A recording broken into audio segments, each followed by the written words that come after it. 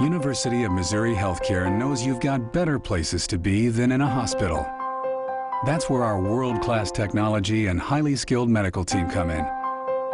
We get you home sooner. That's important to you and those who wait for you. Rufus, guess who's home?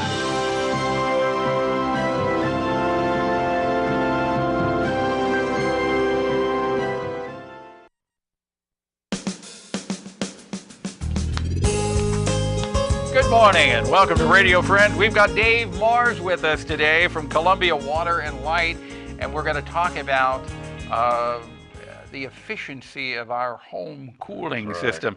And this has been one hot summer. When what we have 12, 13, 14, 15 days of 100 degrees plus and 90s, and but it's unreal. The most important thing we need to do is to make sure that our air conditioning system is running efficiently and the ducts are properly sealed, right? Oh, you bet. We do a lot of on-site visits with people, and sometimes your furnace will be in the attic, it'll be out in the garage, it can be in your basement, almost anywhere. And we don't want air to blow out around that particular unit because you're not hanging around that area, you're not living in that area. And it's pretty easy to spot these things. You can take your hand, get it wet and go around the field where air might be blowing out. Yeah. Okay, and then you have a return system where air is pulled into the furnace. Right. Well, for the return system, you might use something like a tissue like this and kind of hold it up where there's a spot where you might feel some air coming in. If it pulls it to there, well, then you're pulling in air from that room. So you don't want to pull air from around the furnace, and we don't want to blow air out around the furnace. So some products. You know what I did down in the basement before you did it? Okay. I have 3 vents down in the basement.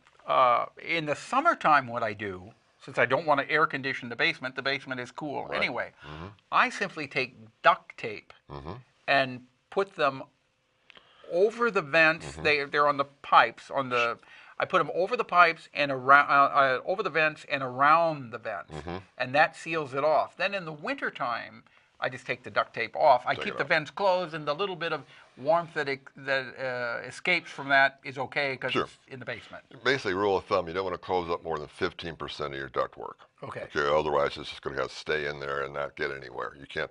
And the ideal thing is where you have your supply runs, where at the furnace, you should have a damper.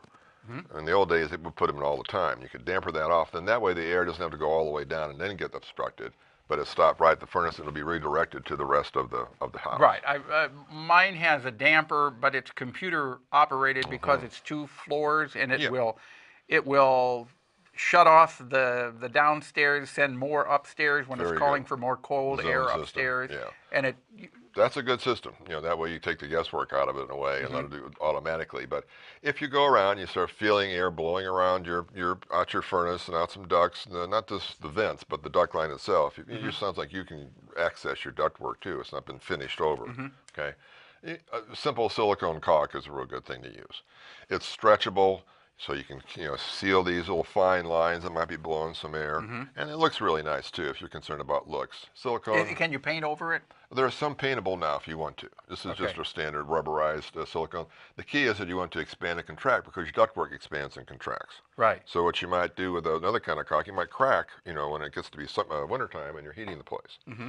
Then another thing that's really kind of curious, get a shot of this or not, this is duct sealant. Duct sealant. Now, Yes. if you're listening on the radio, when you are out of the car and you can go to computer, go to kpia.org, click on talk shows and then Radio Friends, and you can see what we're talking about. Yeah. Air duct sealant. And this is what? And this is just one brand of it too. There's probably a few more out there, but I picked this up today. This is like caulking plus paint. So it's thicker than paint, but it's not quite as thick as caulking. And what you do with this is that you can paint it, you can take your hand and smear it, or you can take a scraper and apply it to where you might have ductwork. And this stuff is really great. Say you have flex duct. It's insulated flex duct, and it's got the foil. I know what you're talking about. And you put that onto a metal boot, they call it. Well, ideally what you do is you'd cover the boot first with this mastic. Then you'd put your insulated ductwork over that and kind of squish it into it. Then put your strapping on it nice and tight. And then you can actually seal the edge where the fiberglass is showing. So no air is going to blow out that area. So you can totally seal your ductwork with any little, where you have ductwork fitting together. You might be a little small line there, you might not think is going on, but you can take this and really smear it on there and do it real good. So it's a little easier to use than the caulk gun is. I've got that, what do you call that ductwork? The returner supplies? No, it's a flexible ductwork. Flex duct. Flex duct. I think I've got some of that up in the attic that runs to the upstairs bedroom. I need to check that and put this air duct sealant Well, on they it. got insulation over it now. You might not want to be wading through all that, but in situations, it's just that this is very flexible. It's made for duct sealing per se. Now, the other one, this is my favorite. This is called metallized aluminum tape. It's kind of like called duct tape, but it's actually true duct tape because it actually has a better adhesive to it and will last a lot longer. Paul, I don't know how many times I can find open filter slots in these furnaces. Meaning that where you put the filter in, it's really easy access, you know, you put the filter in and out. Air is being pulled in there like crazy before the fan is right there. So next time that's in the basement, I've seen some in the attics. They're pulling in hot air from the attic into that filter slot. Some of the furnaces have a metal cover on them. You know, that's the more professional model, but some there's, you know, well, here's a slot, you know, here's your filter, take it in and out. But yes, okay, so if you have a metal cover on it, mine has a metal cover, and my filter is a big, thick filter. Sure, okay, those. it's kind of like an accordion, big, thick thing. Should you cover that metal cover that's on there No, too? that's a more professional model that you have. I'm just talking where they take like metal ductwork and they leave you about a 2-inch gap, and you slide a filter in there and they leave it open. Okay. Yours has got a cover on that too. Yeah, It's on the yours furnace yours itself. is in good shape. But a lot of them, I mean, there's some in attics and stuff, and they're just pulling in this 130-degree air, and then you're trying to cool that air and deliver it to the inside. So check that out. Make sure it escapes a lot of people to go, well, yeah, I think that filter is open up there.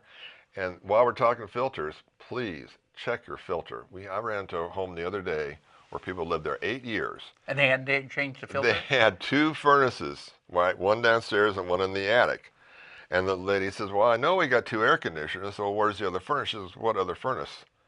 I said, oh, so we went up in the attic, and lucky they had a cover in their filter, but the filter itself is totally plugged up.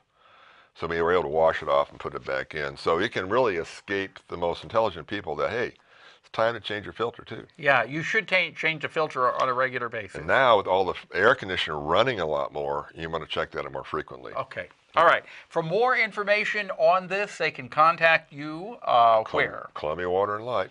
Columbia Water and Light. You can go online to gocolumbiamo.com, and then you can go to...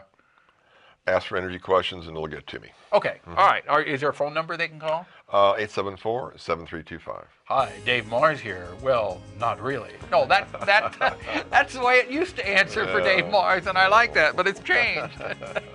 Thank you, Dave, for coming. Paul, thank you. Pleasure having you here. Our show directed by Travis McMillan of the Reynolds Journalism Institute. Audio is Pat Akers from KBIA.